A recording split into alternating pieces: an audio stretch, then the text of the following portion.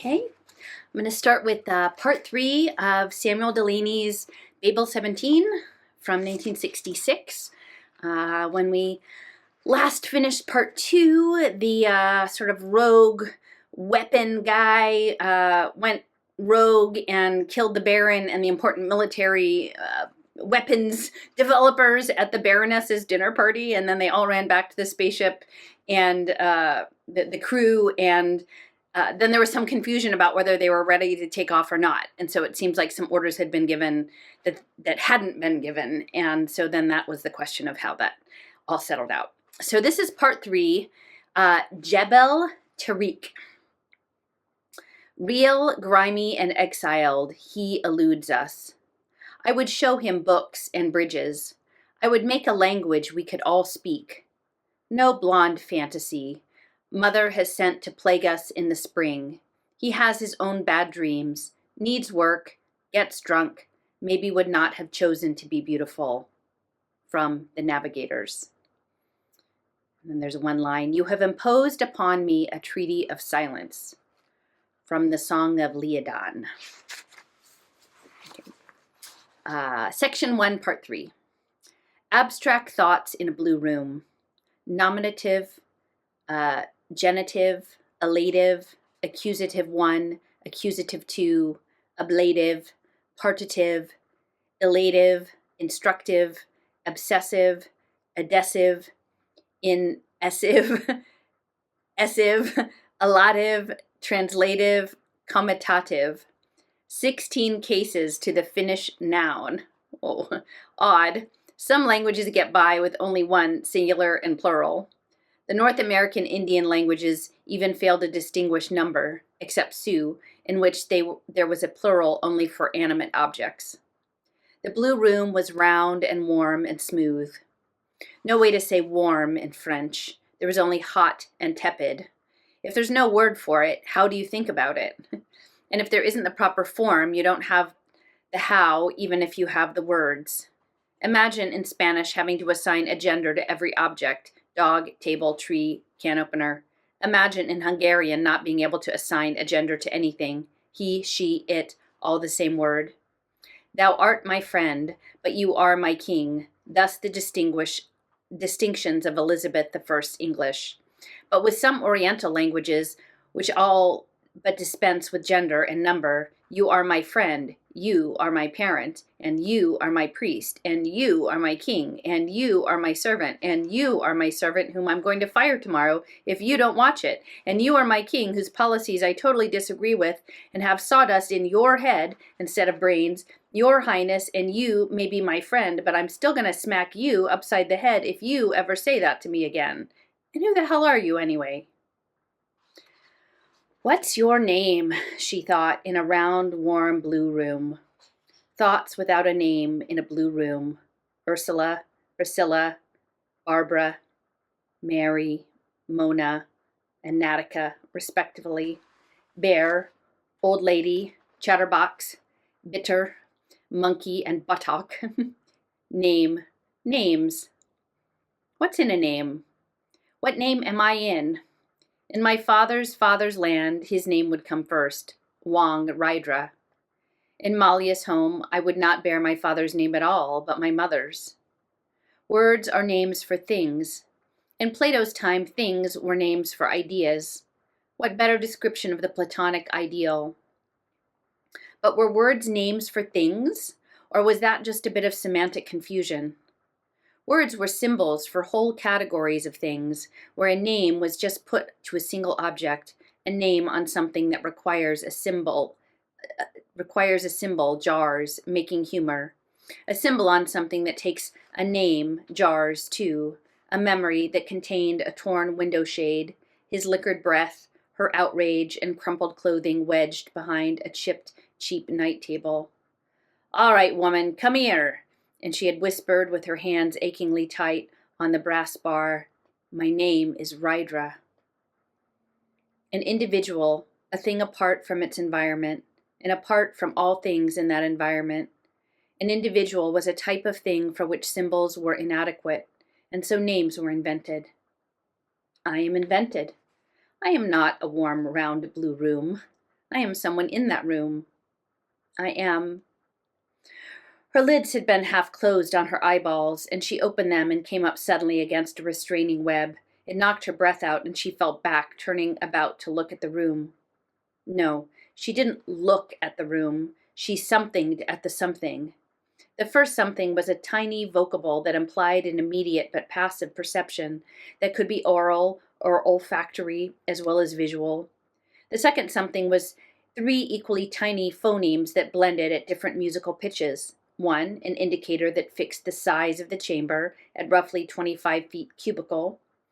The second, identifying the color and probable substance of the walls, some blue metal. While the third was at once a placeholder for particles that should denote the room's function when she discovered it, and a sort of grammatical tag by which she could refer to the whole experience with only the one symbol for as long as she needed. All four sounds took less time on her tongue and in her mind than the one clumsy diphthong in room. Babel 17. She had felt it before with other languages, the opening, the widening, the mind forced to sudden growth, but this was like the sudden focusing of a lens, blurry for years. She sat up again. Function? What was the room used for? She rose slowly, and the web caught her around the chest. Some sort of infirmary. She looked down at the, not webbing, but rather a three-particle vowel differential, each particle of which defined one stress of the three-way tie, so that the weakest points in the mesh were identified when the total sound of the differential reached its lowest point. By breaking the threads at these points, she realized the whole web would unravel. Had she flailed at it and not named it in this new language, it would have been more than secure enough to hold her. The transition from memorized to known had taken place while she had been. Where had she been? Anticipation? Excitement? Fear? She pulled her mind back into English. Thinking in Babel 17 was like suddenly seeing all the way down through the water to the bottom of a well that a moment ago you thought was only a few feet deep. And she reeled with the vertigo. It took her a blink to register the others. Brass hung in the large hammock at the far wall, and she saw the tines of one yellow claw over the rim. The two smaller hammocks on the other side must have been platoon kids. Above one edge, she saw shiny black hair, and as a head turned in sleep, Carlos. She couldn't see the third. Curiosity made a small, unfriendly fist on something important in her lower abdomen. And then the wall faded. She had been about to try and fix herself, if not in place, an hour, at least in some set of possibilities. With the fading wall, the attempt stopped, and she watched. It happened in the upper part of the wall to her left. It glowed, grew transparent, and a tongue of metal, I think it was popcorn, and a tongue of metal formed in the air, sloping gently towards her. 3 men. The closest at the ramp's head had a face like brown rock cut roughly and put together fast. He wore an outdated garment, the sort that had preceded contour capes. It automatically formed to the body, but it was made of porous plastic and looked rather like armor. A black, deep-piled material cloaked one shoulder and arm. His worn sandals were laced high on his calves. Tufts of fur beneath the thongs prevented chafing. His only cosmetic surgery was false silver hair and upswept metallic eyebrows. From one distended earlobe hung a thick silver ring. He touched his vibrogun holster resting on his stomach as he looked from hammock to hammock. The second man stepped out in front. He was a slim, fantastic concoction of cosmetosurgical invention, sort of a griffin, sort of a monkey, sort of a seahorse. Scales, feathers, claws, and beak had been grafted to a body she was sure had originally resembled a cat's.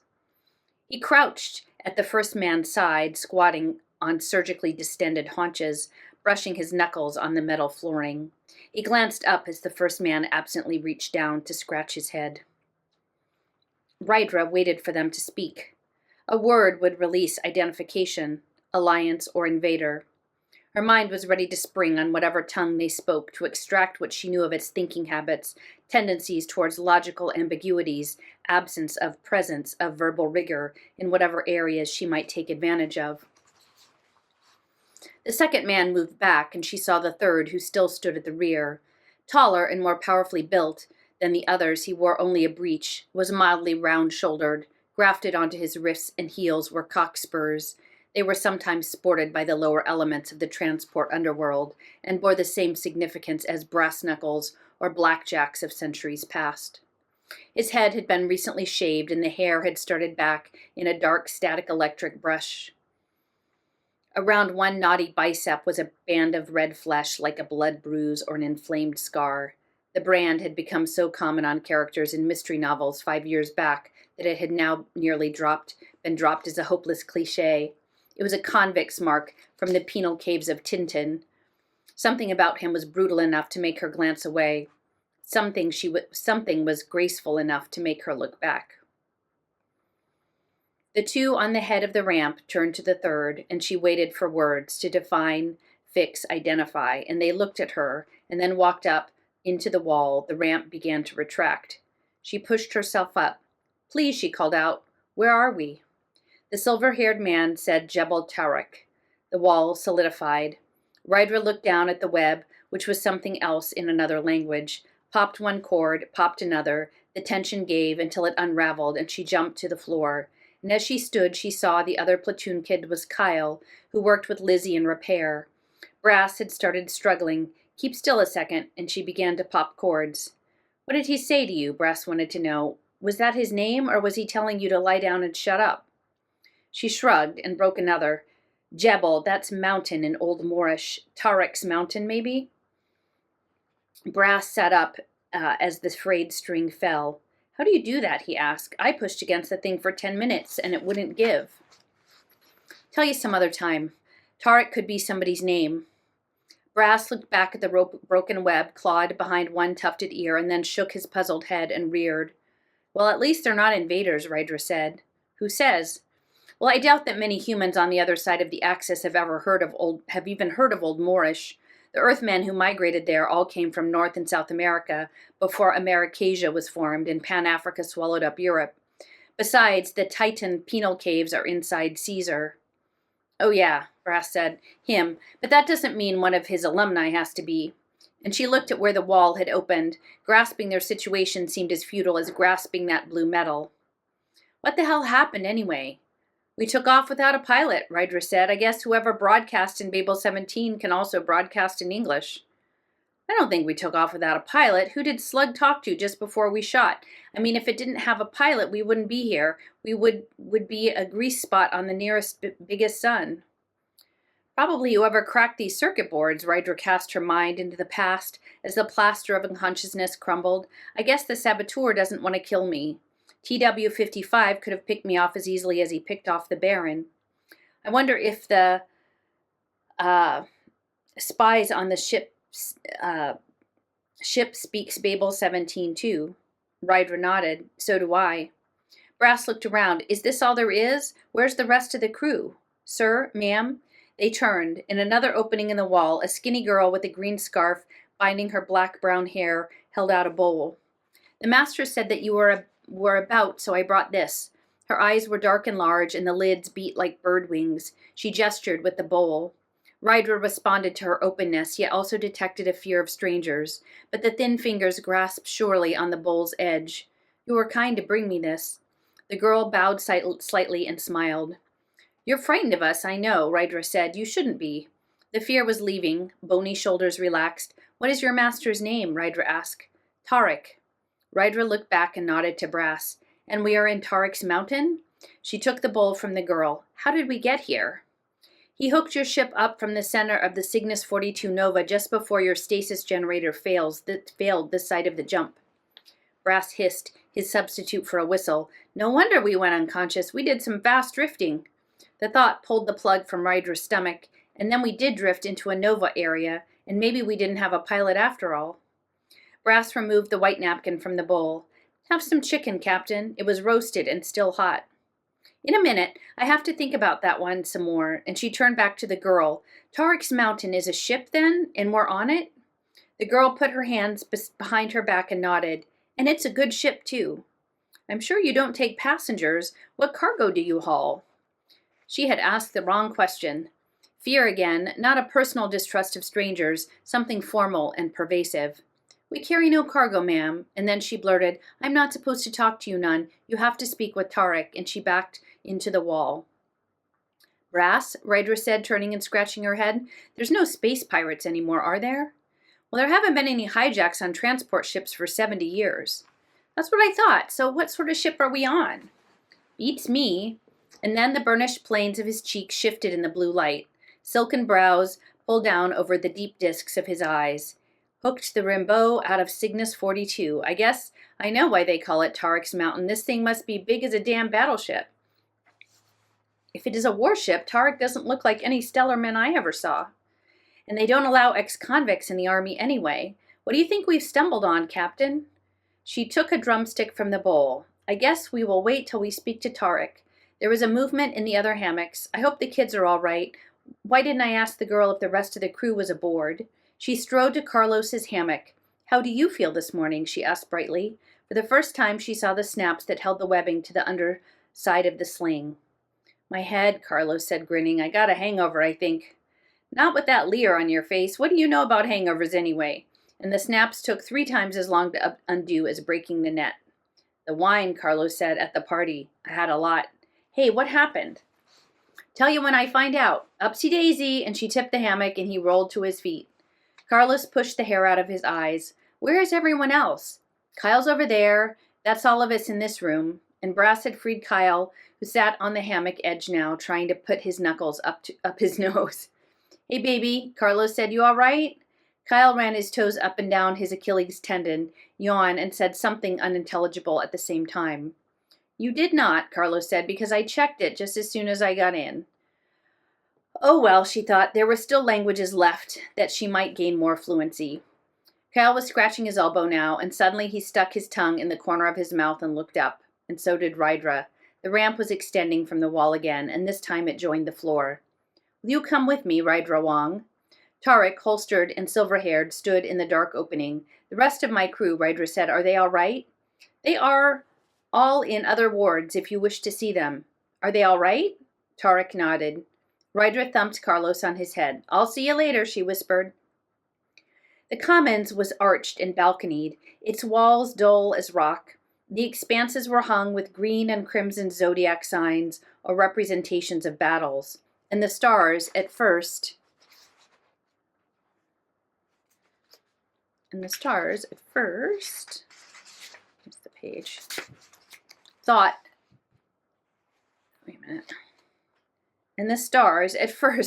she thought the light-flecked void beyond the gallery columns was an actual viewport, but it was only a great 100-foot-long projection of the night beyond their ship. Men and women sat and talked around wooden tables or lounged by the walls. Down a broad set of steps was a wide counter filled with food and pitchers. The opening hung with pots, pans, and platters, and behind it she saw the aluminum and white recess of the galley, where aproned men and women prepared dinner. The company turned when they entered. Those nearest touched their foreheads in salute. She followed Tarek to the raised steps and walked to the cushioned benches at the top. The Griffin man came scurrying up. Master, is this she? Tarek turned to Rydra, his rocky face softening. This is my amusement, my distraction, my ease of ire, Captain Wong. In him I keep the sense of humor that all around will tell you I lack. Hey, click, leap up and straighten the seats for the conference. The feathered head ducked brightly, black eye winking, and click whacked the cushions puffy, and a moment later Tarek and Rydra sank into them. Tarek, asked Rydra, what route does your ship run? Well, we stay in the Spacelli Snap. He pushed his cape back from his 3-knobbed shoulder. What was your original position before you were caught up in the novel tide? Well, we took off from the war yards at Arm's Edge. Tarek nodded. You are fortunate. Most shadow ships would have left you to emerge in the Nova when your generators gave out. It would have been a rather final discorporation. I guess so. Rydra felt her stomach sink at the memory. And then she asked, shadow ships? Yes, that's Jebel Tarek. I'm afraid I do not know what a shadow ship is. Tarek laughed, a soft, rough sound in the back of his throat. Well, perhaps it's just as well. I hope you never have occasion to wish I had not told you. Go ahead, Rydra said. I'm listening. The Spacelli snap is radio dense. A ship, even a mountain like Tarek, over any long range is undetectable. It also runs across the stasis site of Cancer. That galaxy lies under the invaders, Rydra said with conditioned apprehension. The snap is the boundary along Cancer's edge. We patrol the area and keep the invader ships in their place. Rydra watched the hesitation in his face, but not officially. Again he laughed. How could we, Captain Wong? He stroked the ruff of feathers between Click's shoulder blades. The jester arched his back. Even official warships cannot receive their orders and directions in the snap because of the radio density, so Administrative Alliance Headquarters is lenient with us. We do our job well. They look the other way. They cannot give us orders. Neither can they supply us with weapons or provisions, and therefore we ignore certain salvage conventions and certain capture regulations. Stellarmen call us looters. He searched for a reaction. We are staunch defenders of the Alliance, Captain Wong, but he raised his hand, made a fist, and brought the fist to his belly. But if we are hungry and no invader ship has come by, well, we take what comes past. I see, Rydra said. Do I understand that I am taken? She recalled the Baron, the rapaciousness implicit in the lean figure. Tarek's fingers opened on his stomach. Do I look hungry? Rydra grinned. You look very well fed. He nodded. This has been a prosperous month. Were it not, we would not be sitting together so amiably. You are our guests for now. Then you will help us repair the burned-out generators? Tarek raised his hand, again signaling her to a halt. For now, he repeated. Rydra had moved forward on her seat, and she sat back again. Tarek spoke to Click. Bring the books. The jester stepped quickly away and delved into a stand beside the couches. We live dangerously, Tarek went on. Perhaps that is why we live well. We are civilized when we have time. The name of your ship convinced me to heed the butcher's suggestion to hook you out. Here on the rim we are seldom visited by a bard. Rydra smiled as politely as she could at the pun. Click returned with 3 volumes. The covers were black with silver edging. Tarek held them up. My favorite is the second. I was particularly struck with the long narrative Exiles in Mist. You tell me you have never heard of shadow ships, and yet you know the feelings that loop night to bind to you, and that is the line, isn't it? I confess your 3rd book I do not understand, but there are many references and humorous allusions to current events. We here are out of the mainstream. He shrugged. We salvaged the first from the collection of the captain of an invader transport tramp that had wandered off course. The second, well, it came from an Alliance destroyer. I believe there's an inscription on the inside cover. He opened it and read, For Joey, on the first flight, she says so well what I have always wanted to say so much. With so much love, Lenia. And he closed the cover. Touching. The third I only acquired a month ago. I will read it several more times before I speak of it to you again. I am astounded at the coincidence that brings us together. And he placed the books in his lap. How long has the 3rd one been out? A little under a year. There is a 4th? She shook her head. May I inquire what literary work you are engaged in now? Now, nothing. I have done some short poems that my publisher wants to put out in a collection, but I want to wait until I have another large, sustained work to balance them. Tarek nodded. I see, but your reticence deprives us of great pleasure. Should you be moved to write, I will be honored. At meals, we have music, some dramatic or comic entertainment directed by clever Click. And if you would give us a prologue or epilogue with what fancy you choose, we will have an appreciative audience. He extended his brown, hard hand. Appreciation is not a warm feeling, Rydra realized, but cool, and makes your back relax at the same time that you smile. And she took his hand. Thank you, Tarek, she said. I thank you, Tarek returned. Having your good will, I shall release your crew. They are free to wander Jebel as my own men are. And his brown gaze shifted as she released his hand. The butcher, he nodded, and she turned. The convict who had been with him on the ramp now stood on the step below.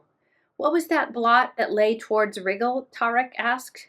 Alliance running, invader tracking. Tarek's face furrowed and then relaxed. Nah, let them both pass. We will eat well enough this month. Why upset our guests with violence? This is Rydra. The butcher brought his right fist cracking into his left palm. People turned, and she jumped at the sound, and with her eyes she tried to strip meaning from the faintly quivering muscles, the fixed, full-lipped face, lancing but inarticulate, hostility and outrage at stillness, a fear of motion halted, safety in silence, furious with movement. Now Tarek spoke again, voice lower, slower, harsh. You're right. But that whole man is not of two minds on any matter moment. Eh, Captain Wong? And he rose. Butcher, pull us closer. Butcher, pull us closer to their trajectory. Are they an hour out? Good. We will watch a while and then trounce. He paused and smiled at Rydra. The invaders. The butcher's hands came apart, and Rydra saw relief or release ease in his arms, and he breathed again. Ready, Jebel, and I will escort our guest to where she may watch. Without response, the butcher strode to the bottom of the steps. Those nearest had overheard, and the information saturated the room. Men and women rose from their benches. One upset his drinking horn. Rydra saw the girl who had served them in the infirmary run with a towel to sop the drink.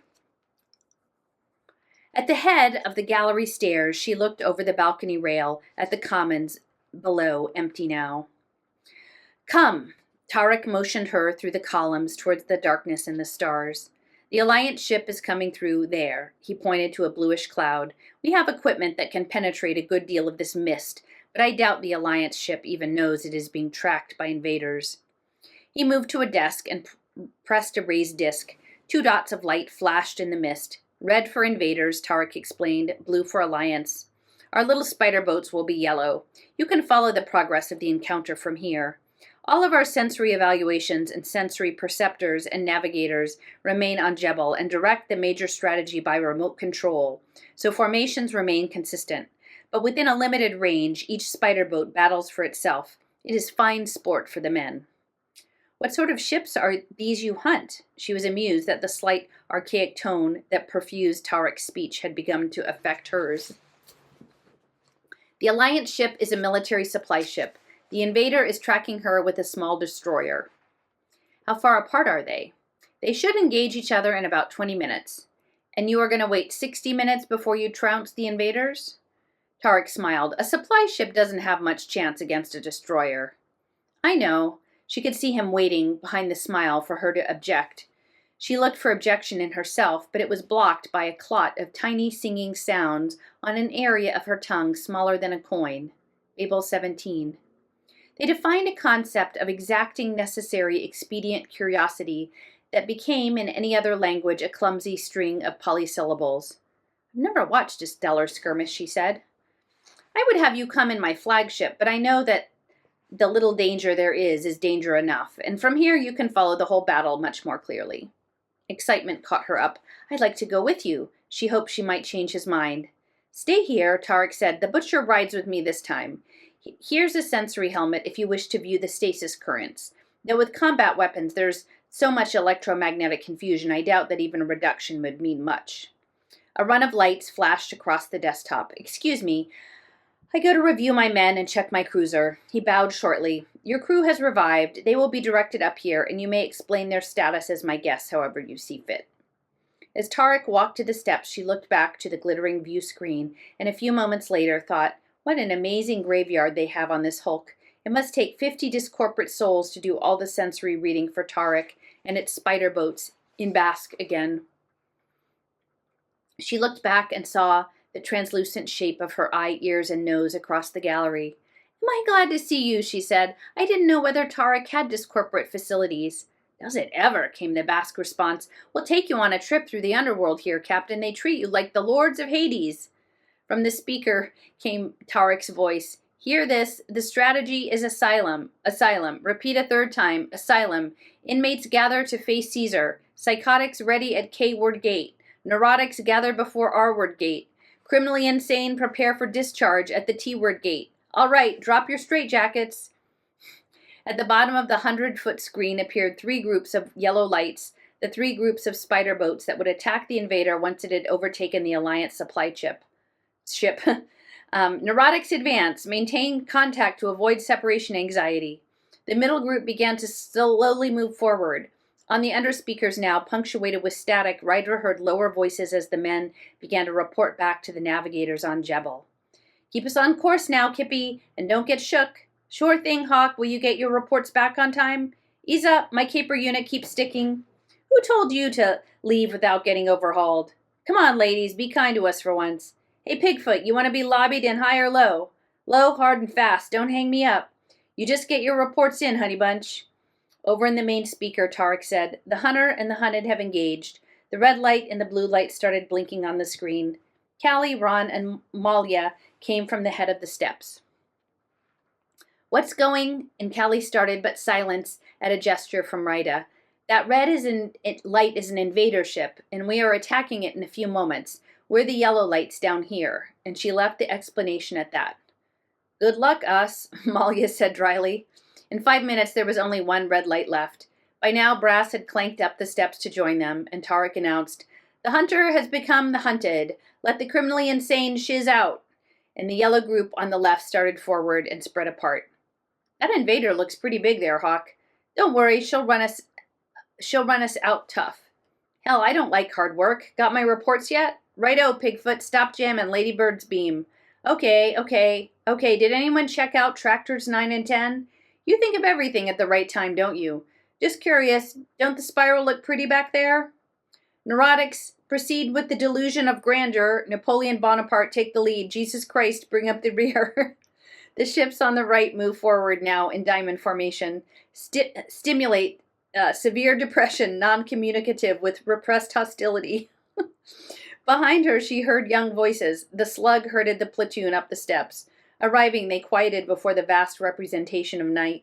The explanation of the battle filtered back among the children in whispers. Commence the first psychotic episode. Yellow lights ran forward into the darkness. The invader must have spotted them at last, for it began to move away. The gross bulk could not outrun the spiders unless it jumped currents, and there was not enough leeway to check out. The three groups of yellow lights formed, unformed, and dispersed drew closer, and after 3 minutes the invaders stopped running. On the screen there was a sudden shower of red lights. It had released its own barrage of cruisers, which also separated into 3 standard attack groups. The life goal has become dispersed, Tarek announced. Do not become despondent. Come on, let them babies try and get us. Remember, Kippy, low, fast, and hard. If we scare them into the offensive, we got it made. Prepare to penetrate hostile defense mechanisms, all right? Administer medication. The formation of the invaders' cruiser, however, was not offensive. A third of them fanned horizontally across the stars. The second group combed over their paths at a 60-degree angle, and the third group moved through another rotation of 60 degrees, so they made a 3-way defensive grid before the mothership. The red cruisers doubled back on themselves at the end of their run and swept out again, netting the space before the invader with small ships. Take heed. The enemy has tightened its defense mechanisms. What's with this new formation anyway? We'll get through. You worried? Static chopped out one speaker. Damn, they strafed Pigfoot. Pull me back, Kippy. There you go. Pigfoot? Did you see how they got him? Hey, let's go. Administer active therapy to the right. Be directive as you can. Let the center enjoy the pleasure principle, and the left go hang. Rydra watched fascinated as yellow lights engaged the red, which still swept hypnotically along the grid net web. Webbing! The picture flipped over in her mind, and the other side had all the missing lines. The grid was identical to the 3-way web she had torn off the hammock hours before, with the added factor of timing, because the strands were the paths of ships, not strings, but it worked the same way, and she snatched up a microphone from the desk. Tarek! The words took forever to slide from post-dental to palatal stop, behind the sounds that danced through her brain now, and she barked at the navigators beside her. Callie, Malia, Ron, coordinate the battle area for me. Huh? Said Callie. All right, and he began to adjust the dial of the stellar meter in his palm. Slow motion, she thought. They're all moving in slow motion. She knew what should be done, must be done, and watched the situation changing. Rydra Wong, Tarek is occupied, came the butcher's gravelly voice. Callie said over his shoulder, Coordinates 3B, 41F, and 9K. Pretty quick, huh? It seemed she'd asked for them an hour ago. Butcher, did you get those coordinates down? Now look in 27 seconds, a cruiser will pass through. She gave a 3-number location. Hit it with your closest neurotics. And while she waited for a response, she saw where the next hit must lie. 40 seconds off, starting 8, 9, 10, now. An invader cruiser will pass through another location. Get it with whatever's nearest. Is the first ship out of commission? Yes, Captain Wong. Her amazement and relief took no breath. At least the butcher was listening, and she gave coordinates of 3 more ships in the web, and now hit them straight on and watched things fall apart. And as she put the microphone down, Tarek's voice announced, "Advance for group therapy." And the yellow spider boots surged into darkness again, and where there should have been invaders, there were empty holes. Where there should have been reinforcements, there was confusion.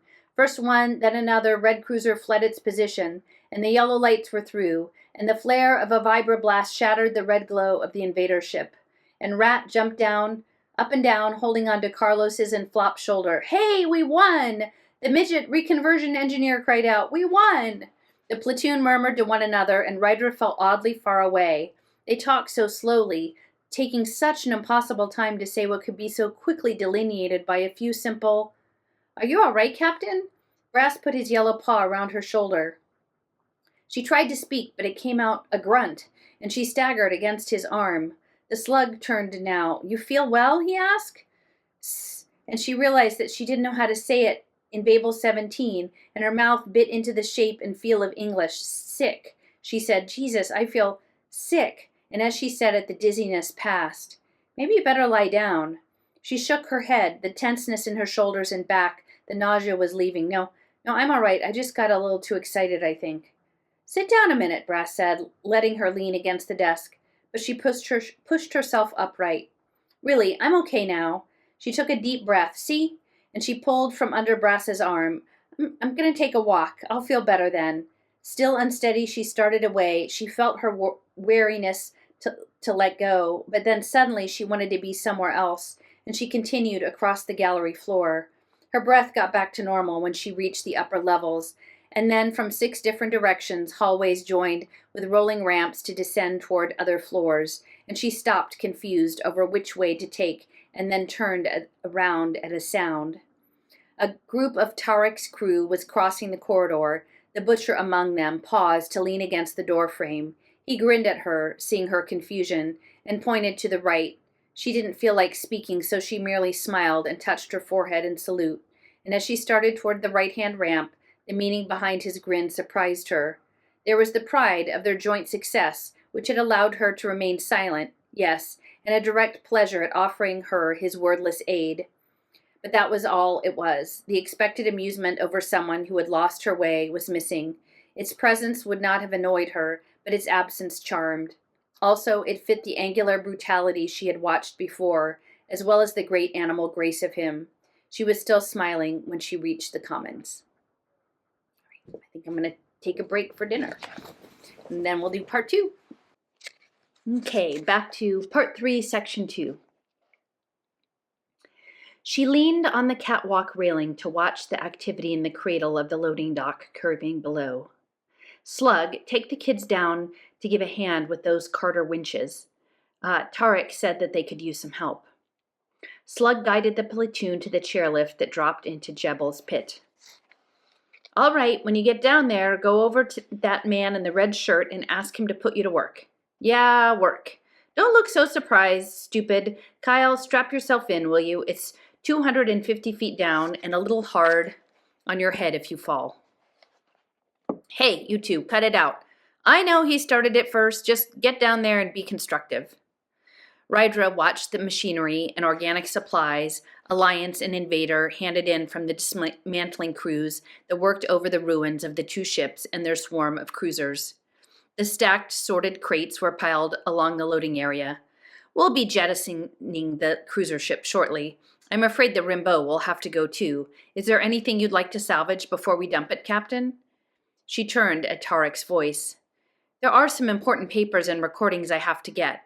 I'll leave my platoon here and take my officers with me." "Very well." Tarek joined her at the railing. "As soon as we finish here, I'll send a work crew with you in case there's anything large you want to bring back." "There won't be," she begun. "Oh, I see, you need fuel, don't you?" Tarek nodded. "And stasis components, also spare parts for our own spider boats. We will not touch the Rimbaud until you have finished with it." "I see. I guess that's only fair." "I'm impressed," Tarek went on to change the subject, "with your method of breaking the invaders' defense net. That particular formation has always given us some trouble.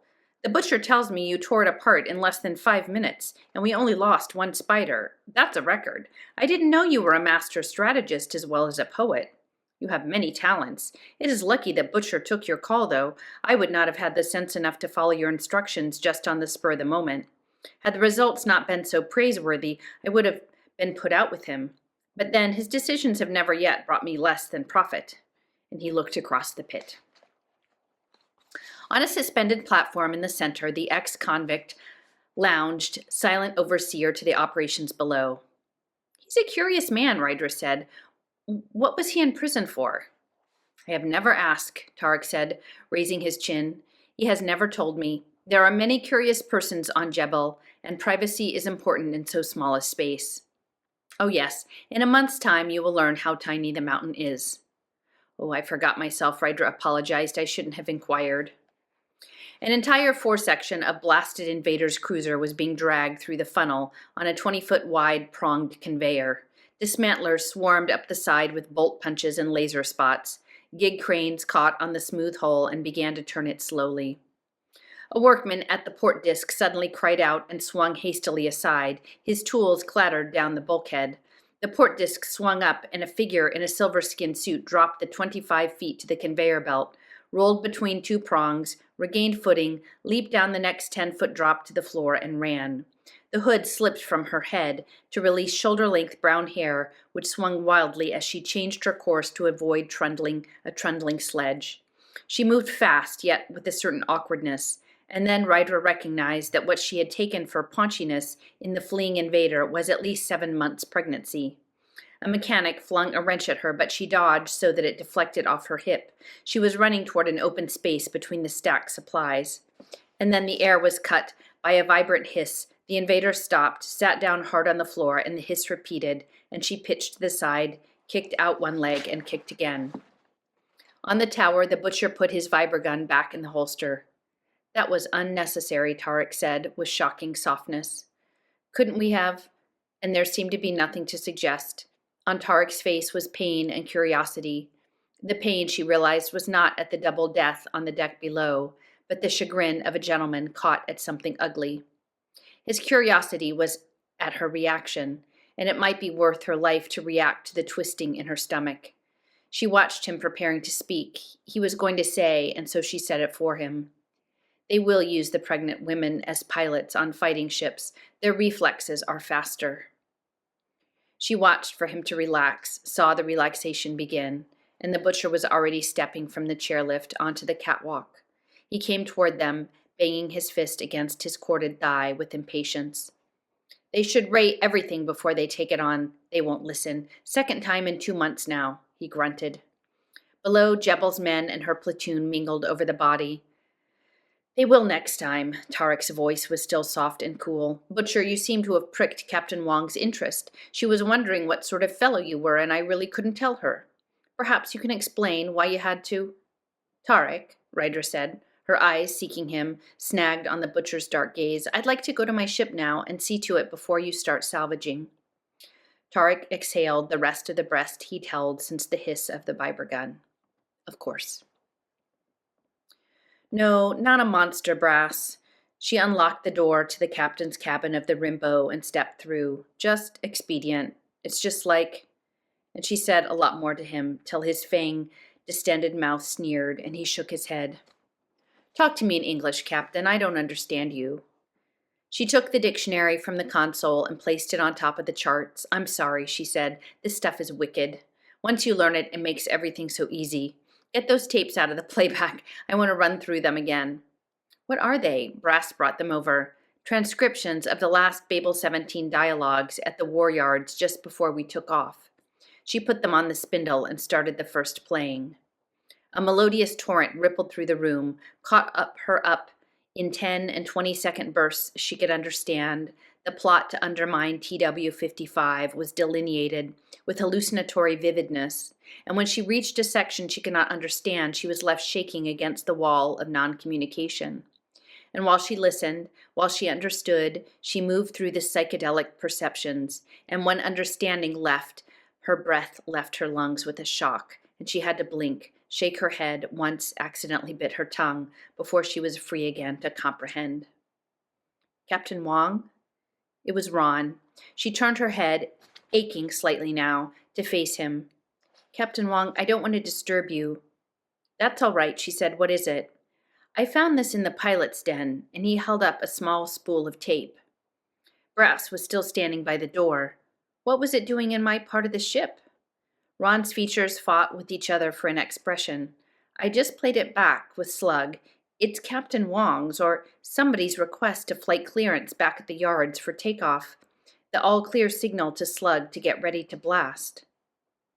I see, Ryder said. She took the spool and then she frowned. This reel is from my cabin. I use the 3-lobe spools I brought with me from university, and all the other machines on the ship are supplied with 4-lobed ones. That tape came from this machine here. So, Brass said, apparently somebody snuck in and made it when you were out. Well, when I'm out, this place is locked so tight a discorporate flea couldn't crawl under the door. She shook her head. I don't like this. I don't know where I'll be fouled up next. Well, she stood up. At least I know what I have to do about Babel 17 now. What's that? Brass asked. Slug had come to the door and was looking over Ron's flowered shoulder. Ryder looked over the crew. Discomfort or distrust, which was worse. I really can't tell you now, can I? She said. It's that simple. And she walked to the door. I wish I could, but it would be a little silly after this whole business. But I would rather speak to Tarek. Click ruffled his feathers and shrugged. Lady, I would honor your desire above all others on the mountain save Tarek's. And it is Tarek's desire that you now counter. He wishes not to be disturbed. He is plotting Jebel's destination over the next time cycle, and he must judge the currents carefully and weigh even the weights of the stars about us. It is an arduous task, and... Well, then where's the butcher? I'll ask him, but I would prefer to talk directly with... The jester pointed a green talon. He is in the biology theater. Go down through the commons and take the first lift to level 12. It is directly to your left. Thank you. She headed towards the gallery steps, and at the top of the lift she found the huge iris door and pressed the entrance disc. Leaves folded, and she blinked in green light. His round head and mildly humped shoulders were silhouetted before a bubbling tank in which a tiny figure floated. The spray of bubbles that rose about the form deflated on the feet, caught in the crossed, curved hands like little sparks, frothed the bent head, and foamed in the brush of birth hair that swirled up the miniature currents. The butcher turned, saw her, and said, It died. He nodded with vigorous belligerence. It was alive until 5 minutes ago, 7.5 months. It should have lived. It was strong enough. And his left fist cracked against his right palm, as she had seen him do in the commons. Shaking muscles stilled. He thumbed toward an operating table where the invader's body lay sectioned, badly hurt before she got out. Internal organs messed up, a lot of abdominal necrosis all the way through. He had turned his hand so the thumb now pointed over his shoulder to the drifting homunculus, and the gesture that had seemed rough took on an economical grace. Still, it should have lived. He switched off the light in the tank and the bubble ceased. He stepped from behind the laboratory table. What the lady want? Tarek is planning Jebel's route for the next months. Could you ask him? She stopped, and then she asked, why? Ron's muscles, she thought, were living cords that snapped and sang out their messages. On this man, muscles were shields to hold the world out, the man in. And something inside was leaping up again and again, striking the shield from behind. The scored belly shifted, the chest contracted over a let breath, the brow smoothed and then creased again. Why? She repeated. Why did you try to save the child? He twisted his face for answer, and his left hand circled to the convict's mark on his other bicep as though it had started to sting. And then he gave up with disgust. Died. No good anymore. What the lady want? What leaped and leaped retreated now, and so did she. I want to know if Tarek will take me to Administrative Alliance headquarters. I have to deliver some important information concerning the invasion.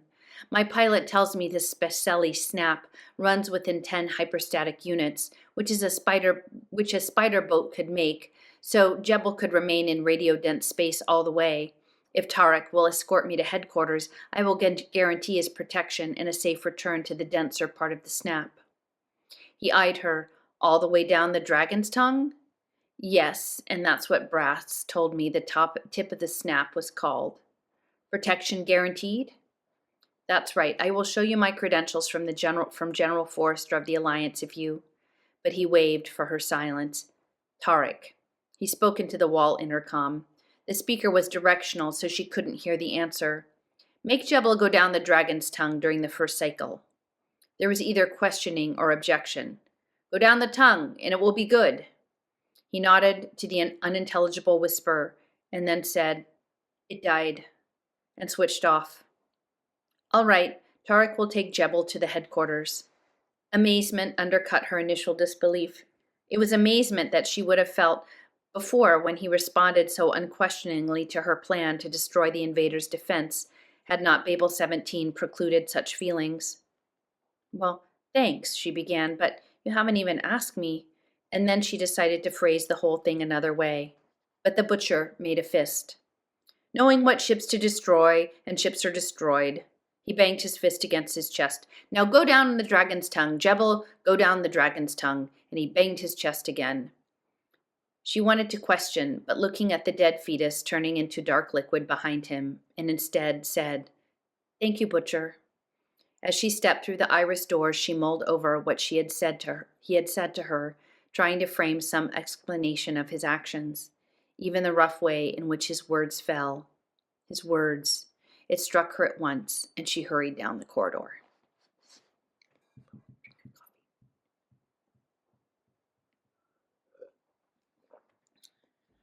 Section 3. Brass. He can't say I. She leaned across the table, surprised, curiosity impelling her excitement. The pilot locked his claws around his drinking horn. The wooden tables across the commons were being set up for the evening meal. Me, my, mine, myself, I don't think he can say any of those either, or think them.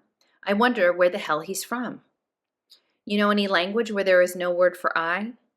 Well, I can think of a couple where it isn't often used, but no one that doesn't even have the concept, if only hanging around in a verb ending. Which all means what? A strange man with a strange way of thinking. I don't know why, but he has aligned himself with me, sort of my ally on this trip, and a go-between with Tarek, and I would like to understand so I won't hurt him. She looked around the commons at the bustle of preparation. The girl who had brought them chicken was glancing at her now, wondering, still afraid, fear melting to curiosity, which brought her 2 tables nearer, and then curiosity evaporating to indifference, and she was off for more spoons from the wall drawer. She wondered what would happen if she translated her perceptions of people's movement and muscle tics into Babel 17. It was not only a language she understood now, but a flexible matrix of analytical possibilities where the word defined the stresses in a webbing of medical bandage or a defensive grid of spaceships. What would it do with the tensions and yearnings in a human face? Perhaps the flicker of eyelids and fingers would become mathematics without meaning, or perhaps, while she thought, her mind changed gears into the headlong compactness of Babel 17, and she swept her eyes around the voices. Expanding and defining through one another, not the voices themselves, but the minds making the voices, braiding with one another, so that the man entertaining the hall now she knew to be the grieving brother of Pigfoot, and the girl who'd served them was in love, so in love with the dead youth from the discorporate sector who tickled her dreams, turning about the general hunger, a belly beast with teeth in one man, a lazy pool in another, and now the familiar rush of adolescent confusion as the Rimbaud's platoon came pummeling in, driven by the deep concern of Slug, and further over amidst ebullience, hunger, and love, a fear. It gonged in the hall, flashed red in the indigo tide, and she reached for Tarek or the butcher, because their names were in the fear, but found neither in the room, and instead a thin man named Geoffrey Cord, in whose brain crossed wires sparked and sputtered, make death with the knife I have sheathed to my leg, and again with my steel tongue make me a place in eerie high on Jebel, and the minds about him groping and hungering, mumbling over the humor and hurt, and loving a little and groping for more, all cross-hatched, with relaxation in one way at the coming meal, and in others anticipation at what clever click would present that evening to the minds of the actors of the pantomime, keyed to the performance while they perused the spectators whom at the earlier hour they had worked with and slept with, one elderly navigator with a geometrical head hurrying to give the girl who was to play in the play at being in love a silver clasp he had melted and scribbled himself to see if she would play at loving him. Yet through all of this her mind circled back to the alarm of Geoffrey Cord. I must act this evening as the actors close, and unable to focus on anything but his urgency, she watched him roil and ravel through his plottings to hurry forward when the pantomime began, as if he wanted to get a closer look at many would do, slip behind the table where Tarik would be sitting, and the blade between Tarik's ribs with his serpent fang, and the grooved metal rang with paralytic poison, and then chomp down on his hollow tooth that was filled with hypnotic drugs, so that when he was taken prisoner, they would think he was under somebody else's control, and at last he would release a wild story implanted below the level of the hypnotics by many painful hours under the personifix that he was under butcher's control, and then somehow he would contrive to be alone with the butcher and bite the butcher's hand or wrist or leg, injecting the same hypnotic drugs that poisoned his own mouth and rend the hulking convict helpless, and he would control him. And when Butchers ultimately became Jebel's ruler after the assassination, Geoffrey Cord would become the Butcher's lieutenant, as the Butcher was now Tarik's, and when the Tarik's Jebel was the Butcher's Jebel, Geoffrey would control the Butcher the same way he suspected the Butcher controlled Tarik, and there would be a reign of harshness, and all the strangers expelled from the burg to death by vacuum, and they would fall mightily on all the ships Invader Alliance or Shadow in the Snap, and Rydra tore her mind from his, and swept the brief surface of Tarik and the Butcher, and saw no hypnotics, but also that they suspected no treachery, and her own delayed fear, taking her from what she felt in her slipping and lapping with doubled and halved voice, and no, yes, she was able, even as she walked, to pick the words and images that would drive and push him to her betrayal, and no, yes, once struck by his fear and rebounding, she brought herself back to a single line that scribed through both perception and action,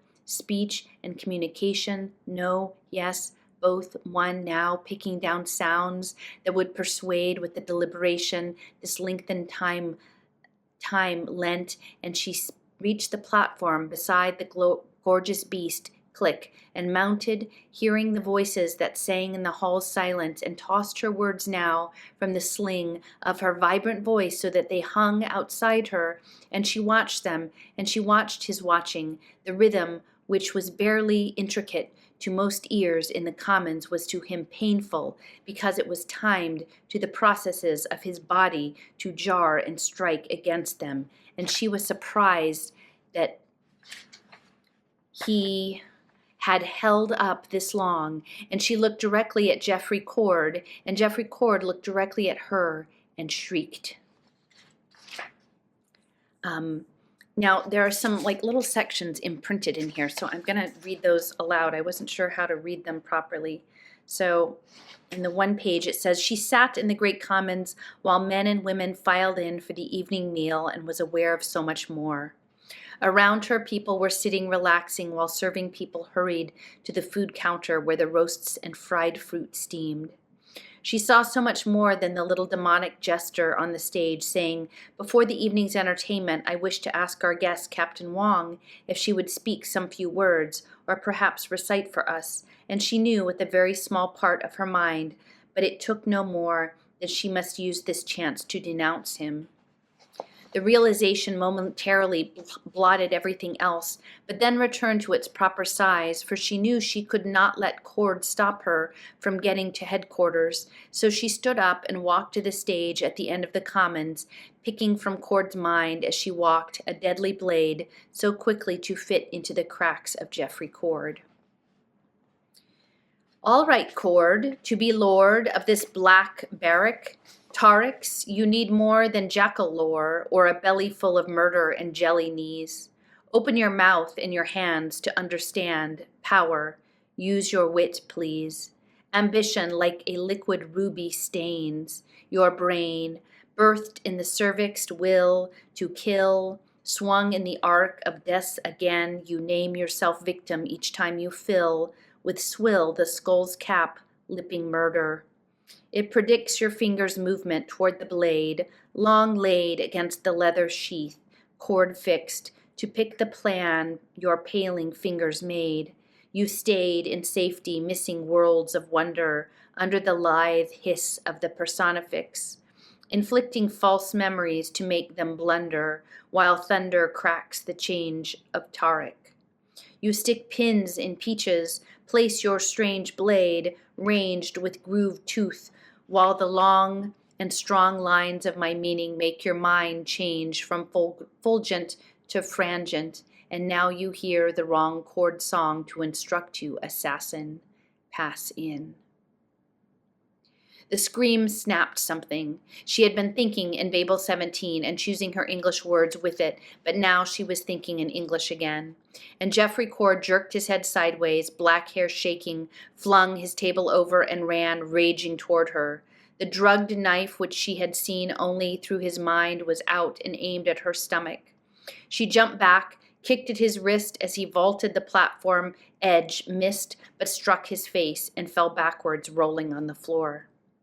Gold, silver, amber, brass was running from his side of the room. Silver-haired Tarik was coming from the other, his cloak billowing, and the butcher had already reached her, was between her and the uncoiling cord. "What is this?" Tarik demanded. Cord was on one knee, knife still poised. His black eyes went from vibragun muzzle to vibragun muzzle, and then to Brass's unsheathed claws, and he froze. "I don't appreciate attacks on my guests."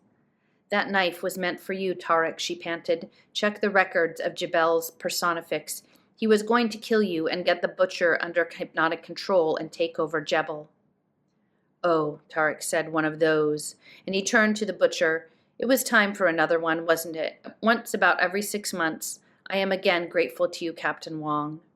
The butcher stepped forward and took the knife from Cord, whose body seemed frozen, whose eyes danced. Rydra listened to Cord's breath measure out the silence, while the butcher, holding the knife by the blade, examined it. The blade itself, in the butcher's heavy fingers, was printed steel. The handle, a 7-inch length of bone, was ridged, runneled, and stained with walnut dye. With his free hand, the butcher caught his fingers in Cord's black hair, and then, not particularly quickly, he pushed the knife to the hilt into Cord's right eye, handle first. The scream became a gurgle. The flailing hands fell from Butcher's shoulders. Those sitting close stood. Rydra's heart banged twice to break her ribs. "But you didn't even check. Suppose I was wrong. Maybe there was more to it than..." And her tongue wagged through meaningless protests, and maybe her heart had stopped. The butcher, both hands bloody, looked at her coldly. "He moved with the knife on Jebel towards Tarik, or lady, and he dies." Right fist ground on the left palm, now soundless with red lubricant. "Ms. Wong," Tarik said, "from what I have seen, there is little doubt in my mind that Cord was certainly dangerous, and I'm sure there's not much in yours, either. You are highly useful, and I'm highly obliged, and I hope this trip down the dragon's tongue proves propitious. The butcher just told me that it was at your request that we are going." "Thank you." But her heart pounding again, and she still tried to form some claws to hang from the hook of butt, still hesitant in her mouth, and instead she got very sick and pitched forward, half-blinded. The butcher caught her on red palms. The round, warm blue room again, but alone, and she was at last able to think about what had happened in the Commons. It was not what she'd repeatedly tried to describe to Maki. It was what Maki had repeatedly insisted to her, telepathy. But apparently telepathy was the nexus of old talent and a new way of thinking. It opened worlds of perception, of action. Then why was she sick? She recalled how time slowed when her mind worked under Babel 17, how her mental processes speeded up. If there was a corresponding increase in her physiological functions, her body might not be up to the strain. The tapes from the Rimbaud had told her the next sabotage attempt would be at Administrative Alliance headquarters, and she wanted to get there with the language, the vocabulary, and the grammar, give it to them, and retire. She was almost ready to hand over the search for this mysterious speaker, but no, not quite. There was still something to be heard and spoken. Sick and falling, she snagged on bloody finger, woke starting, the butcher's egoless brutality, hammered linear by what she could not know, less than primitive, was, for all its horror, still human. Though bloody-handed, he was safer than the precision of the world linguistically corrected. What could you say to a man who could not say I? And what could he say to her? Tarek's cruelties, kindnesses existed at the articulate limits of civilization, but this red bestiality fascinated her. Section 4. She rose from the hammock, this time unsnapping the bandage. She felt better nearly an hour, but she had lain still thinking most of the time, the ramp tilted to her feet. When the infirmary wall solidified behind her, she paused in the corridor. The airflow pulsed like breath. Her translucent slacks brushed the tops of her bare feet. The neckline of her black silk blouse lay loose on her shoulders. She had rested well into Jebel's night shift. During a period of high activity, the sleeping time was staggered, but when they merely moved from location to location, there were hours when nearly the whole population slept. Rather than head towards the commons, she turned down an unfamiliar sloping tunnel. White light diffused from the floor, became amber 50 feet on, and then amber became orange, and she stopped and looked at her hands in orange light, and 40 feet farther, the orange light was red, and then blue. The space opened around her, the walls slanting back, the ceiling rising into darkness too high for her to see. The air flickered and blotted with the afterimage from the change in color. Insubstantial mists, plus her unsettled eyes, made her turn to orient herself. A man was silhouetted against the red entrance to the hall. Butcher? He walked toward her, blue light fogging his features as he neared. He stopped and nodded. I decided to take a walk when I felt better, she explained. What part of the ship is this? This corporate quarters. Oh, I should have known. They fell in step with one another. Are you just wandering around too? He shook his heavy head. An alien ship passes close to Jebel and Tarek once its sensory vectors. Alliance or invader? The butcher shrugged, only to know that it is not a human ship. There were 9 species among the 5 explored galaxies with interstellar travel.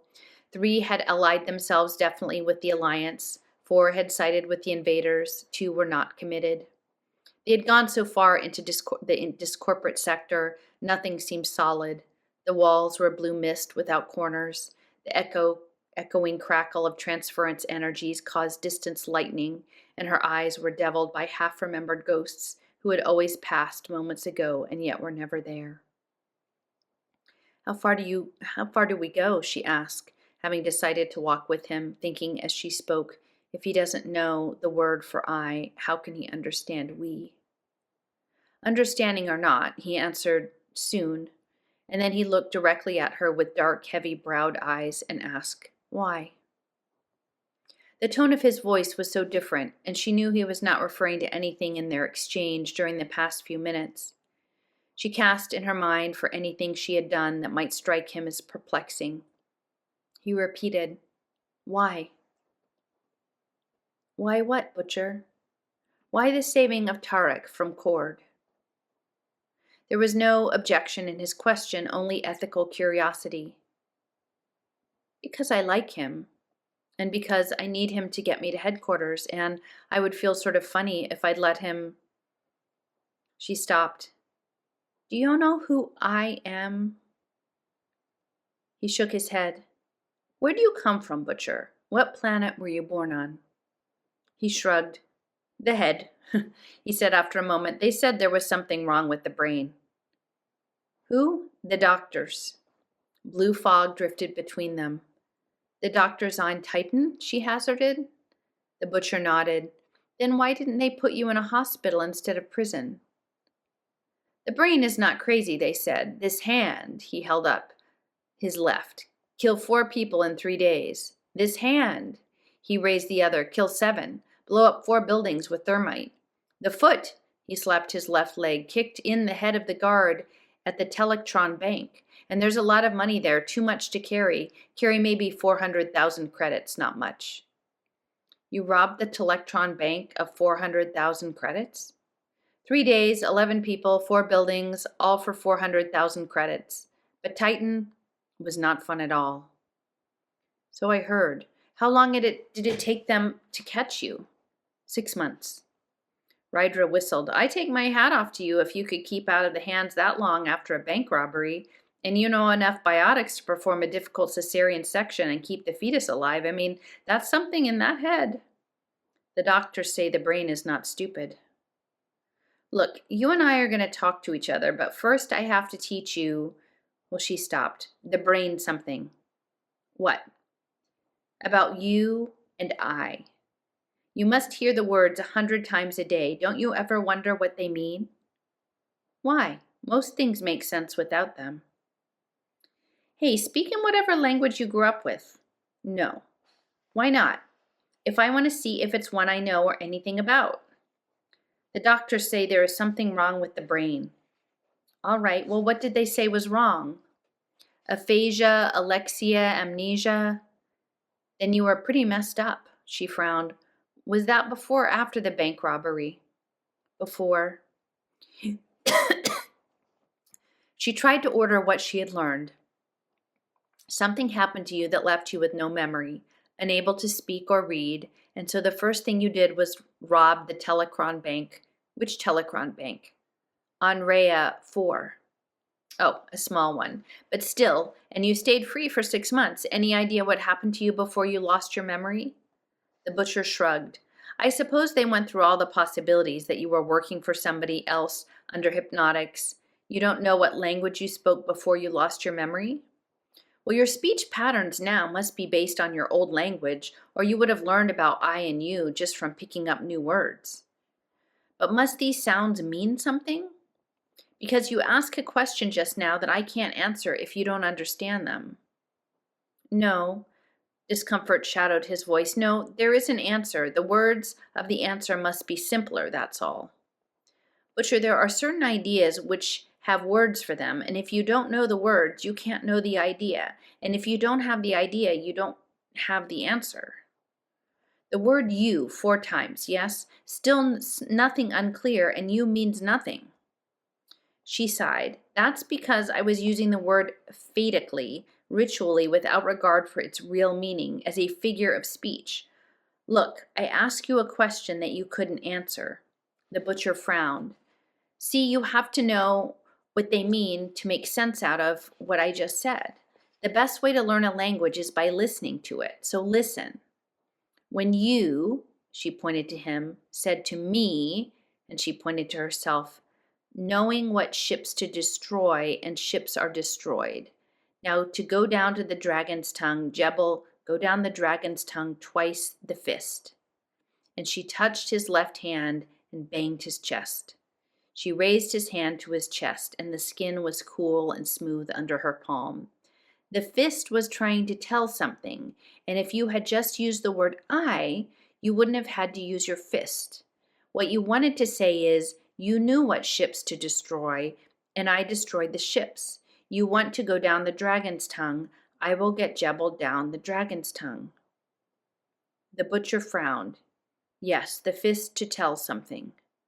So don't you see, sometimes you want to say things and you're missing an idea to make them with, and missing a word to make the idea with. And in the beginning was the word, and that is how somebody tried to explain it once. Until something is named, it doesn't exist. And it's something the brain needs to have to exist. Otherwise, you wouldn't have to beat your chest or strike your fist on your palm. The brain wants it to exist. Let me teach it the word. The frown cut deeper into his face, and just then the mist blew away before them. In star-flecked blackness something drifted, flimsy and flickering. They had reached a sensory port, but it was transmitting over frequencies close to regular light. There, said the butcher, there is the alien ship. It is from Ceribia 4, Rydra said, and they are friendly to the Alliance. The butcher was surprised she had recognized it. A very odd ship. It does look funny to us, doesn't it? Tark did not know where it came from. He shook his head. I haven't seen one since I was a kid. We had to entertain delegates from Ceribia to the Court of Outer Worlds. My mother was a translator there. She leaned on the railing and gazed at the ship. You wouldn't think something that's so flimsy and shakes around like that would fly or make stasis jumps, but it does. Do they have this word, I? As a matter of fact, they have 3 forms of it. I below temperature of 6 degrees centigrade, I between 6 and 93 degrees centigrade, and I above 93. The butcher looked confused. It has to do with their reproductive process, Ryder explained. When the temperature is below 6 degrees, they're sterile, and they can only conceive when the temperature is between 6 and 93, but to actually give birth, they have to be above 93. The Ceribian ship moved like floppy feathers across the screen. Maybe I can explain something to you this way. With all 9 species of galaxy-hopping life forms, each as widespread as our own, each as technically intelligent, with as complicated an economy, 7 of them engaged in the same war we are still hardly ever run into them, and they run into us or each other about as frequently. So infrequently that even when an experienced spaceman like Tarek's passes alongside one of their ships, he can't identify it. Do you wonder why? Why? Because compatibility factors for communication are incredibly low. Take the Ceribians, who have enough knowledge to sail their triple-yolked poached egg from star to star, and they have no word for house, home, or dwelling. We must protect our families and our homes. When we were preparing the treaty between the Ceribians and ourselves for the Court of Outer Worlds, I remember that sentence took 45 minutes to say in Ceribian. Their whole culture is based on heat and changes in temperature. We're just lucky that they do know what a family is because we're the only ones besides humans who have them. They're the only ones besides humans who have them.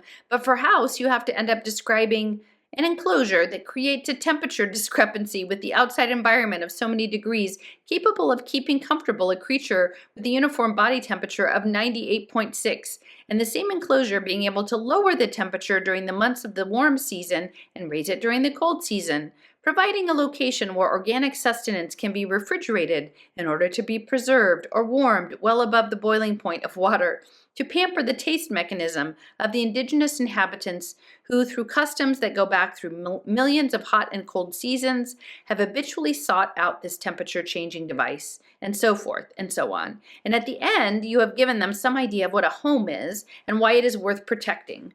And give them a schematic of the air conditioning and the central heating system, and things begin to get through. Now there is a huge solar energy conversion plant that supplies all the electrical energy for the court, and the heat amplifying and reducing components take up an area a little bigger than Jebel. One Cercibian can slither through that plant and then go describe it to another one who never saw it before, so that the second can build an exact duplicate, even to the color of the walls as they are painted. And this actually happened because they thought we'd done something ingenious with one of the circuits, and they wanted to try it themselves, where every piece is located, how big it is, in short, completely describe the whole business in 9 words. 9 very small words, too. And the butcher shook his head. No, a solar heat conversion system is too complicated. These hands dismantled one not too long ago. Too big, not... Yep, butcher, 9 words. In English, it would take a couple of books full of schematics and electrical and architectural specifications, and they have the proper 9 words, and we don't. Impossible. So's that, and she pointed at the Cercibian ship. But it's there, and it's flying, and she watched the brain, both intelligent and injured, thinking. If you have the right word, she said, it saves a lot of time and makes things easier. After a while, he asked, what is I? She grinned. Well, first of all, it's very important. A good deal more important than anything else. The brain will let any number of things go to pot as long as I stay alive. And that is because the brain is part of I. Look, a book is, a ship is, Tarek is. The universe is, but you must have noticed I am. Butcher nodded. Yes, but I am what? Fog closed over the viewpoint, misting stars, and the Cercibian ship. That is a question only you can answer. You must be important too, the butcher mused, because the brain has overheard that you are. Good boy. And suddenly he put his hand on her cheek. The cockspur rested lightly on her lower lip. You and I, Butcher said, and he moved his face close to her. Nobody else is here, just you and I. But which is which? And she nodded, cheek moving on his fingers. You're getting the idea. His chest had been cool, his hand was warm, and she put her hand on top of his. Sometimes you frightened me. I and me, the butcher said. Only a morphological distinction, yes? The brain figured that out before. Why does you frighten me sometimes? Do frighten. A morphological correction. You frighten me because you rob banks and put knife handles in people's heads. Butcher. You do? Then his surprise left. Yes, you do, don't you? You forgot. But I didn't, Rydra said. Why does that frighten I? Correction me. Over here, too. Because it's something I have never done and never wanted to do and never could do, and like you, I like your hand on my cheek, so that if you suddenly decided to put a knife handle in my eye, well, oh, you never would put a knife handle in my eye, the butcher said. I don't have to worry. You could change your mind. You won't. He looked at her closely. I don't really think you're going to kill me. You know that? I know that. It's something else. Why don't I tell you something else that frightened me? Maybe you can see some pattern and you will understand then. The brain is not stupid. His hand slid to her neck, and there was concern in his puzzled eyes. She had seen it before the moment he'd turned from the dead fetus in the biology theater. Once, she began slowly, well, there was a bird. Birds frighten me. No, but this bird did. I was just a kid. You don't remember being a kid, do you? In most people, what you were as a kid has a lot to do with who you are now. And what am I too? Yes, me too. The doctor had gotten this bird for me as a present. It was a mynah bird, which can talk. But it doesn't know what it's saying. It just repeats, like a tape recorder. Only I didn't know that. And a lot of times I know what people are trying to say to me, Butcher, and I never realized it before. But since I've been on Jebel, I've realized it's got something to do with telepathy. And anyway, this mynah bird has been trained to talk by feeding it earthworms when it said the right thing. Do you know how big an earthworm is? Like so? That's right. And some of them even run a few inches longer, and a mynah bird is about 8 or 9 inches long. In other words, an earthworm can be about 5/6 as long as a mynah bird, which is what's important. And the bird had been trained to say, Hello, Rydra. It's a fine day out, and I'm happy. But the only thing this meant in the bird's mind was a rough combination of visual and olfactory sensations translated loosely as, there is another earthworm coming. And so when I walked into the greenhouse and said hello to this mynah bird, and it replied, Hello, Rydra, it's a fine day, and I'm happy, I knew immediately it was lying. And there was another earthworm coming that I could see and smell, and it was this thick and 5/6 as long as I was tall, and I was supposed to eat it, and I got a little hysterical, and I never told my doctor because I never could figure out exactly what happened until now. But when I remember, I still get shaky. The butcher nodded. When you left Rhea with the money, you eventually holed up in a cave in the ice hells of Dis. You were attacked by worms, 12-foot worms, and they burrowed out of the rocks with acid slime on their skin, and you were scared, but you killed them, and you rigged up an electric net from your hop sled power source, and you killed them, and when you knew you could beat them, then you weren't afraid anymore.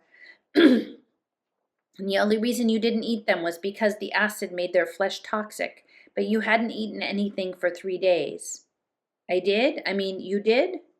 You are not frightened of the things I am frightened of, and I am not frightened of the things you are frightened of, and that is good, isn't it? I guess so. And gently he leaned his face against hers and then pulled away and searched her face for a response.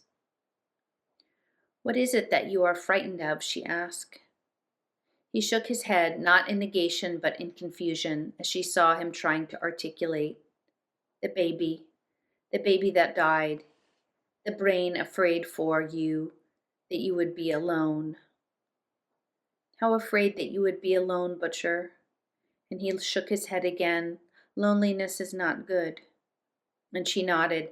The brain knows that. For a long time it didn't know, but after a while it learned. And lonely on Rhea you were, even with all the money, lonelier on Dis and in Titan, and even with the other prisoners you were loneliest of all. And no one really understood you when you spoke to them, and you did not really understand them. And maybe because they said I and you so much, and you just now are beginning to learn how important you are and I am. You wanted to raise the baby yourself so that he would grow up and speak the same language you speak, or at any rate, speak English the same way you speak it. Then both not be alone. I see. It died, Butcher said, and he grunted once more. But now you are not quite so alone. I teach you to understand the others a little, and you are not stupid, and you learn fast.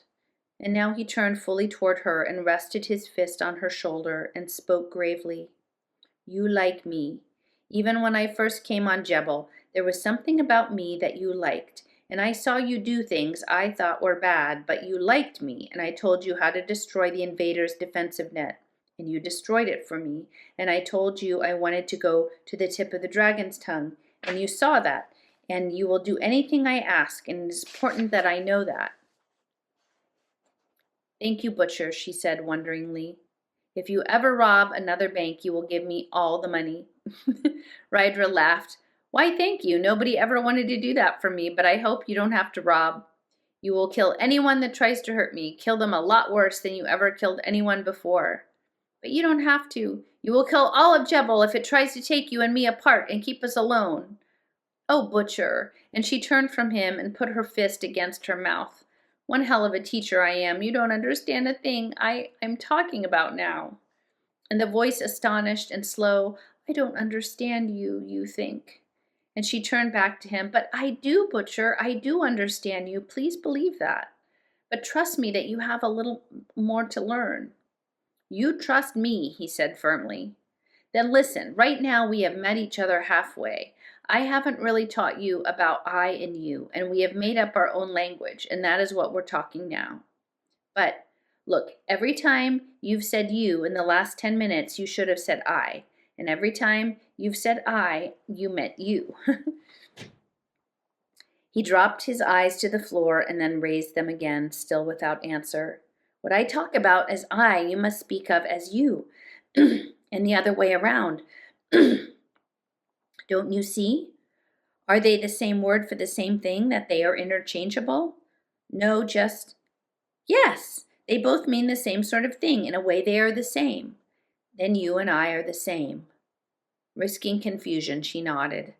I suspected, but you, he pointed to her, have taught me. He touched himself, and that is why you can't go around killing people. At least you better do a hell of a lot of thinking before you do. And when you talk to Tarek, I and you still exist. With anyone you look at on the ship, or even through a view screen, I and you are still there. The brain must think about that. You must think about that with more than your brain. If I must, then I will, but we are one more than others.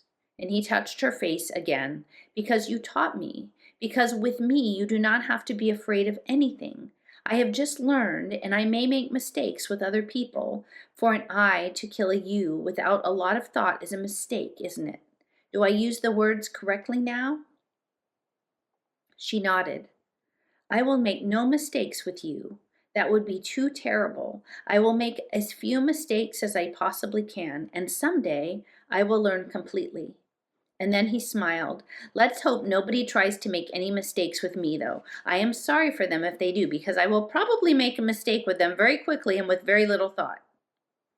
Now that is fair enough for now, I guess, Ryder said, and she took his arms in her hands. I am glad you and I are together, Butcher. And then his arms came up and caught her against the body, and she pressed her face on his shoulder. I thank you, he whispered. I thank you, and thank you. You're warm, she said into his shoulder.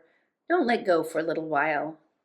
And when he did, she blinked up at his face through the blue mist and turned all cold. What is it, Butcher?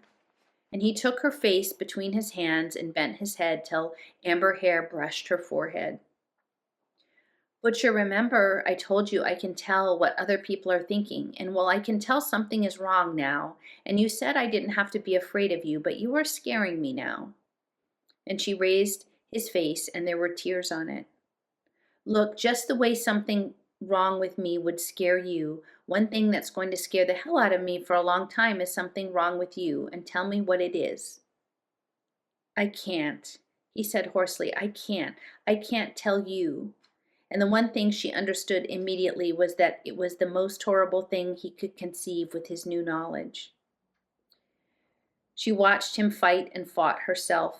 Maybe I can help, Butcher. There's a way I can go into the brain and find out what it is. He backed away and shook his head. You mustn't do that to me, please. Butcher, she was confused. I won't. Confusion hurt. Butcher, I won't.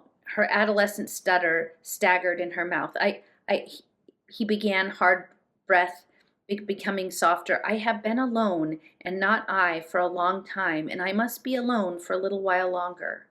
I see. Suspicion, very small and easily dealt with, came now, and when he had backed away, it entered the space between them. But that was human too. Butcher, can you read my mind? He looked surprised. No, I don't even understand how you can read mine. All right, I thought maybe there was something in my head that you might be picking up that makes you afraid of me. And he shook his head. That is good. Hell, I wouldn't want somebody prying under my scalp, and I think I understand. I'll tell you now, he said, coming toward her again. I and you are one, but I and you are very different, and I have seen a lot you will never know. You know of things that I will never see. You have made me not alone a little. And there is a lot in the brain, my brain, about hurting and running and not fighting, and even though I was in Titan, a lot about winning. And if you are ever in danger, but real danger where someone might make a mistake with you and then go into the brain, see what is there. Use whatever you need. I ask you only to wait until you have done everything else first. I will wait, Butcher, she said. And he held out his hand. Come. And she took his hand, avoiding the cockspurs. No need to see the stasis currents about the alien ship if it is friendly to the Alliance. You and I will stay together for a while. And she walked with her shoulder against his arm. Friend or enemy, she said, as they passed through the twilight, heavy with ghosts. This whole invasion, sometimes it seems so stupid. It's something they don't allow you to think back where I come from. Here on Jebel Tarek, you more or less avoid the question, and I envy you that. You are going to Administrative Alliance headquarters because of the invasion, yes? That's right. But after I go, don't be surprised if I come back.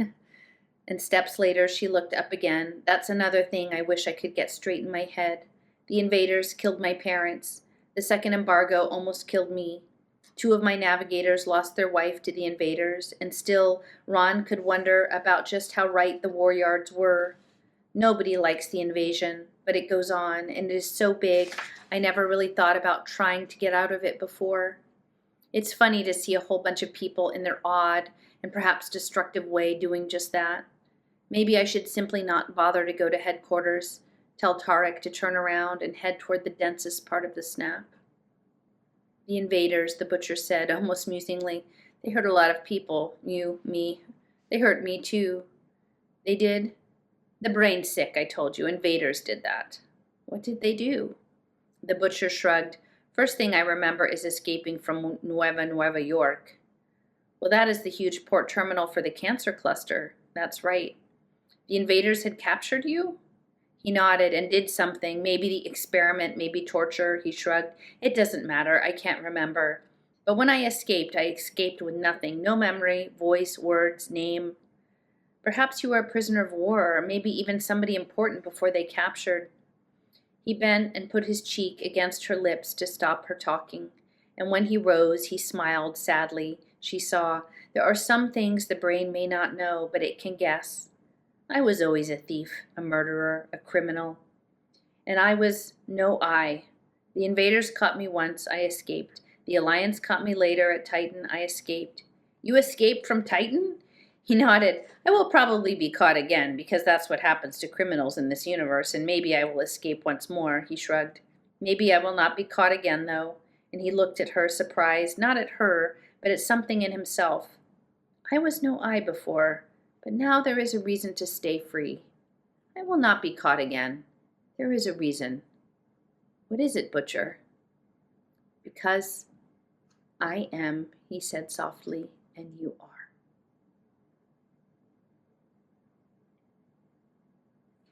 Part 5. Let me see how much longer.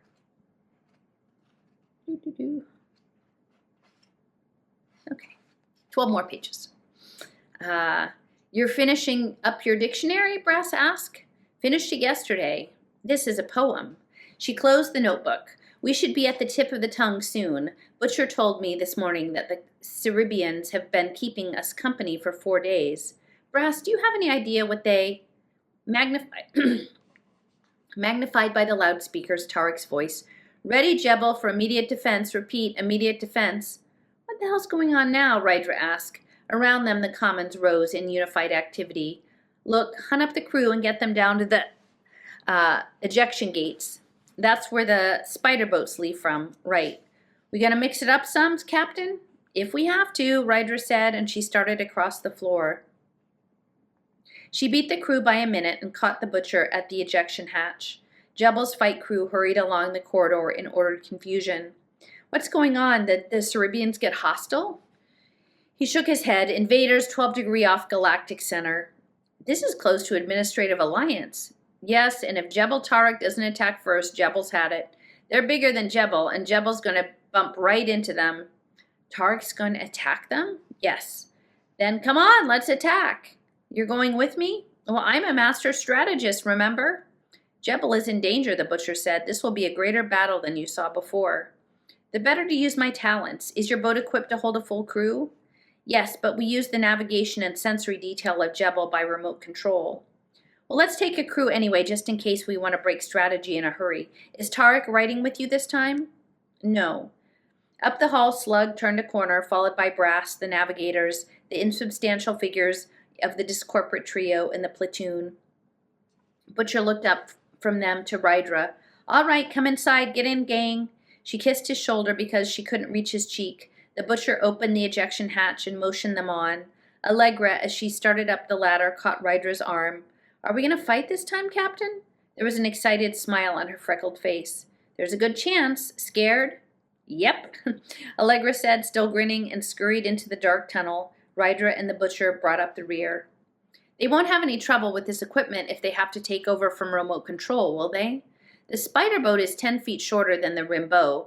Things are more cramped in discorporate quarters, but everything else is the same. Rydra thought, we've worked the sensory details on a 40-foot, one-generator sloop, and this is a breeze, Captain. Bask. The captain's cabin is different, he added. That's where the weapon controls are. We're going to make some mistakes. Moralized later, she said, we'll fight like hell for Jebel Tarek, but on the chance fighting like hell won't do any good, I want to be able to get out of here, no matter what happens. I've got to get back to Administrative Alliance headquarters. Tarek wanted to know if the Cerebian ship will fight beside us. They're still hanging T-word.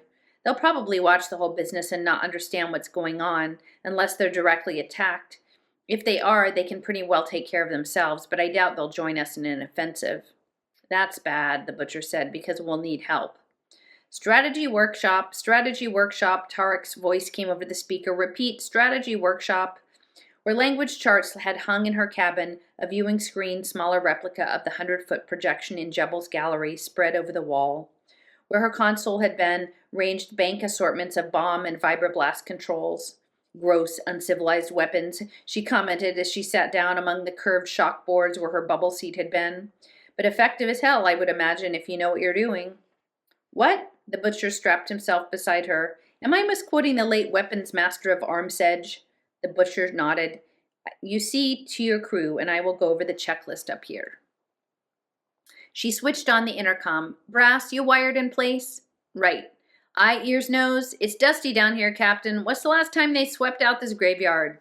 I don't care about the dust. Does everything work? Oh, everything works all right. The sentence ended with a ghostly sneeze. Gesundheit, Slug. What's happening? All in place, Captain, and then muffled. Will you put those marbles away, Lily? Navigation? We're fine. Molly is teaching Callie judo, but I'm right here and I'll call them as soon as something happens. Keep alert. The butcher bent towards her, stroking her hair, and laughed. I like them too, she told him. I just hope we don't have to use them. One of them is a traitor who's tried to kill me twice now, and I'd rather not give him a third chance, although if I have to, I think I can handle him this time. Tarek's voice over the speaker. Carpenters gather to face 32 degrees off galactic center. Hacksaws at the K-word gate. Ripsaws make ready at the R-word gate. Crosscut blades ready at the T-word gate. The ejectors clicked open. The cabin went black and the view screen flickered with stars and different gases. Controls gleamed with red and yellow signal lights along the weapon board. Through the underspeakers, the chatter of the crews went back with the navigation department of Jebel, and it had begun. This is going to be a rough one. Can you see her, Jehoshaphat? She's right in front of me, a big mother. I just hope she ain't seen us yet. Keep cool, Kippy. Drill presses, bandsaws, and lathes. Make sure your components are oiled and your power lines are plugged in. That's us, the butcher said. His hands leapt in the half-dark among the weapon controls. What's the 3 ping-pong balls in the mosquito netting? Tarek says it's a Cerebian ship. Long as it's on our side, baby, that's fine with me. Power tools, commence operations. Hand tools, mark out for finishing work. 0, the butcher whispered. Rydra felt the ship jump. The stars began to move. 10 seconds later, she saw the snub-snouted invader rooting toward them. Ugly, isn't it? Rydra said. Jebel looks about the same size, only smaller. And when we come home, it will be beautiful. And there is no way to enlist the Cerebians' help. Tarek will have to attack the invader directly at her ports and smash as many as he can, which won't be a lot, and then they'll attack. And if they still outnumber Jebel's spider boats and surprise doesn't play heavily on Tarek's side, then that's...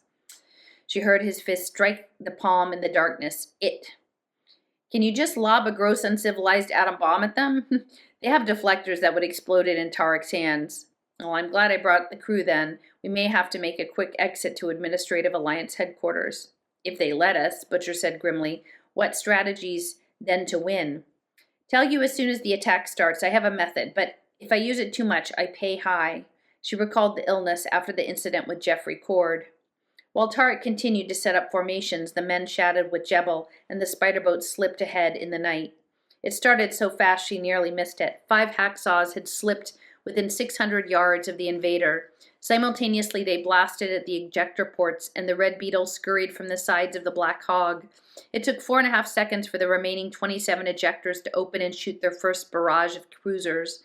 But Rydra was already thinking in Babel 17.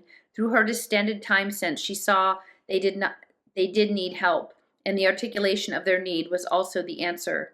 Break strategy, Butcher. Follow me with 10 ships. My crew is taking over.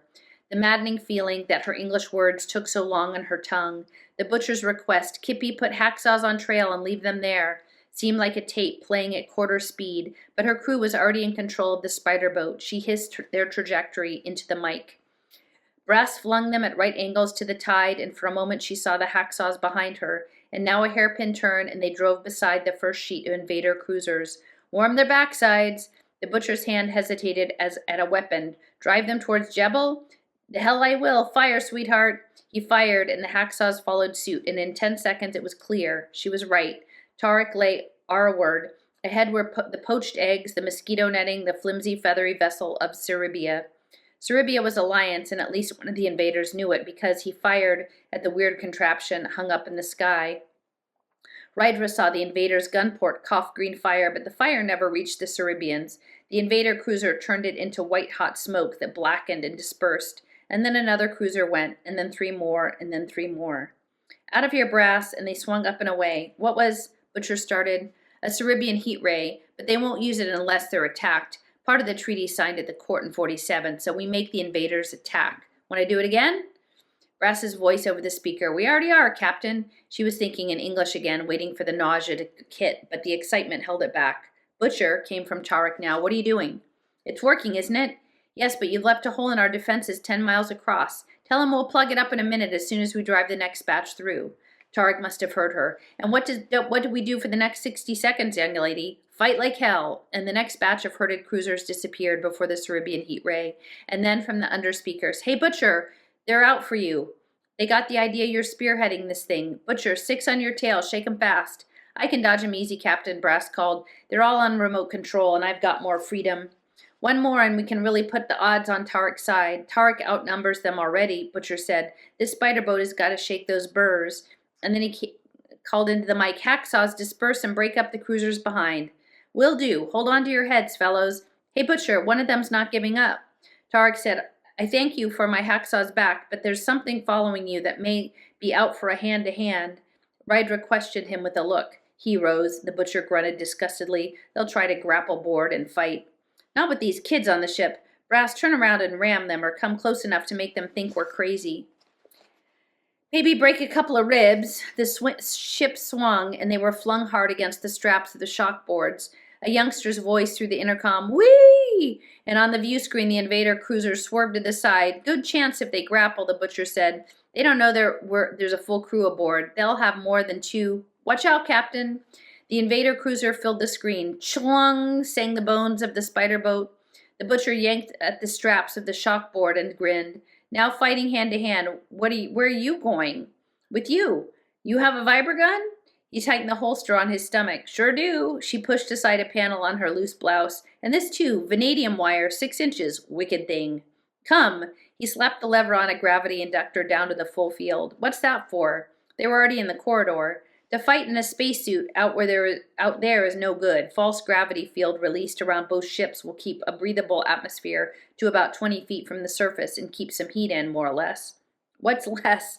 She swung behind him into the lift. It's about 10 degrees below zero out there. He'd abandoned even his breech since the evening they had met in Jebel's graveyard. All he wore was the holster. I guess we won't be out there long enough to need overcoats. I guarantee you whoever is out there more than a minute will be dead, and not from overexposure. His voice suddenly deepened as they ducked into the hatchway. If you don't know what you're doing, stay back.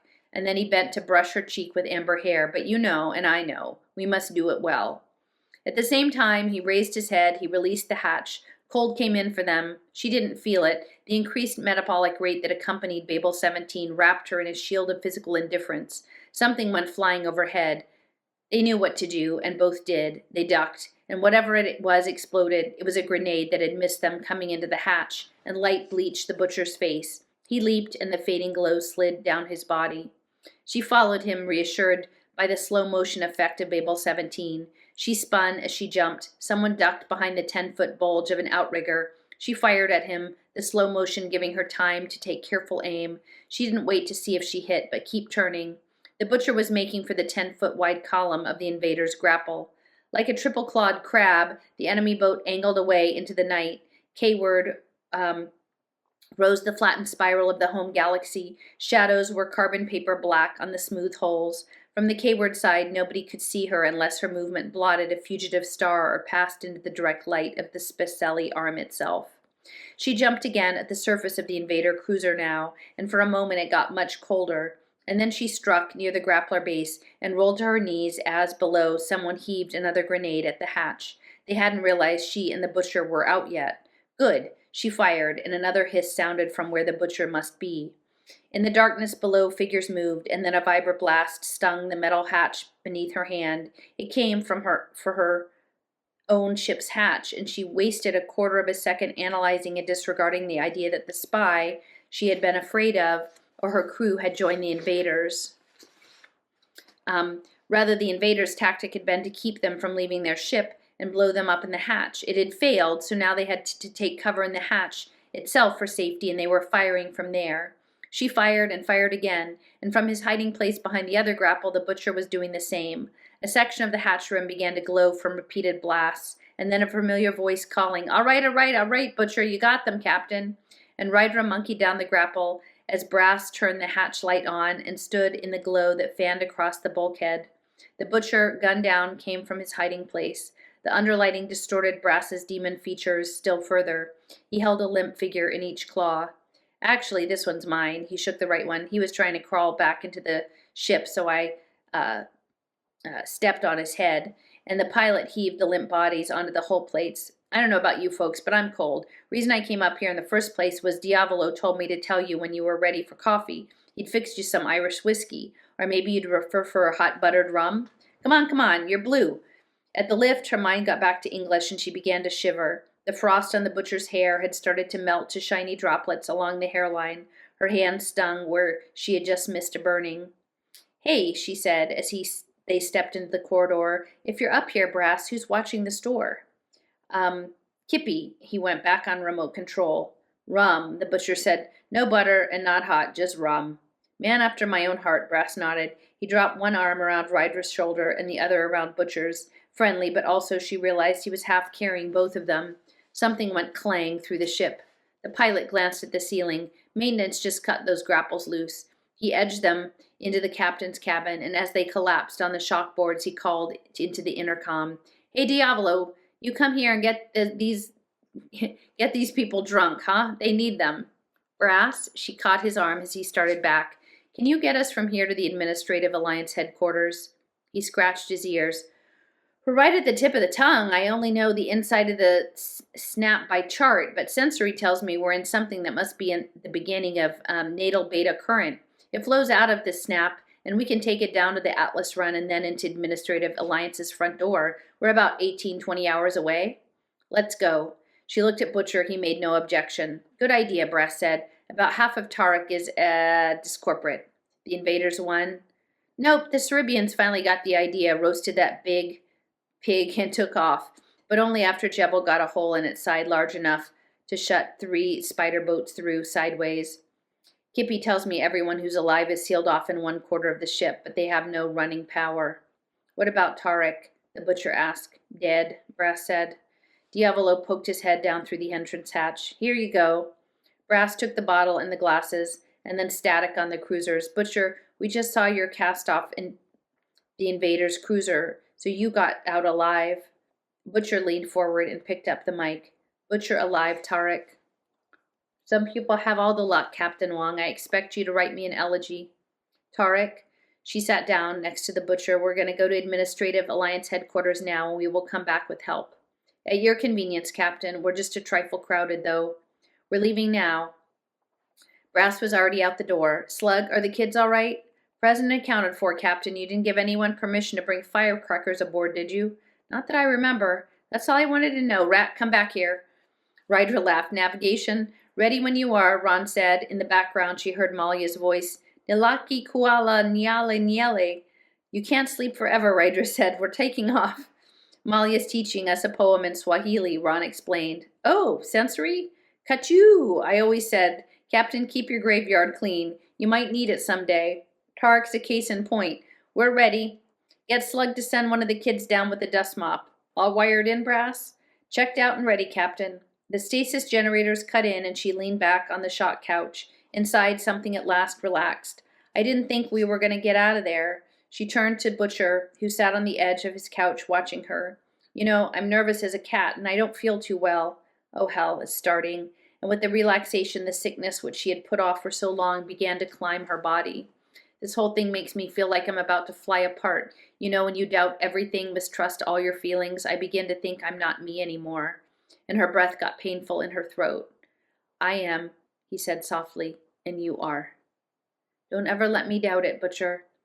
"But I even have to wonder about that. There is a spy among my crew. I told you that, didn't I? Maybe it's Brass, and he's going to hurl us into another nova." Within the sickness was a blister of hysteria. The blister broke, and she smacked the bottle from the butcher's hand. "Don't drink that. He might poison us." She rose unsteadily. "There was a red haze over everything. Or one of the dead. Or how can I fight a ghost?" And then the pain hit her stomach, and she staggered away from the blow, and fear came with the pain. The emotions were moving behind his face, and even they blurred in an attempt to see them clearly. To kill us," she whispered.